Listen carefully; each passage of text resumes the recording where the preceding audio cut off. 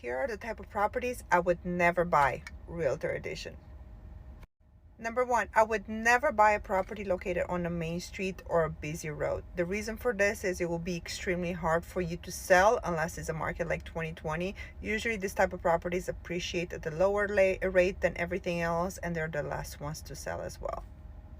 Number two, I would never buy a property that was built between 2020 and 2023. The reason for this is because due to the shortage that we had in lumber and all the building materials, appliances, etc., those type of properties pretty much use the lowest quality available of materials, and they have so many issues. They had so many issues with inspections, and they have so many issues after you move in. So in my opinion, stay away from properties that were built between 2020 and 2023.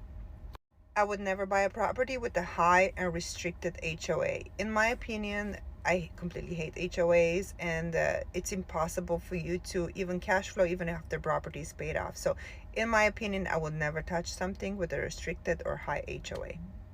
I would never buy the best house in a terrible neighborhood. As you guys know, in real estate, location is paramount, and whenever you're buying a property that was already updated in a shitty location, it's pretty much nothing else you can do to increase the value of the property. You bought it at the top and you will pretty much stay there.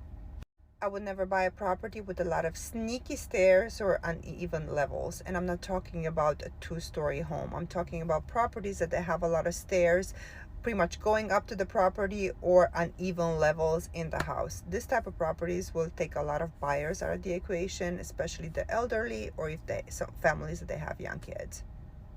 If you're buying a condo, I would never buy a condo located on the first level, and this is pretty much due to safety reasons. I've seen a lot of horror stories and a lot of scenarios when things didn't necessarily work out for the buyers. So I would avoid buying a condo on the first level.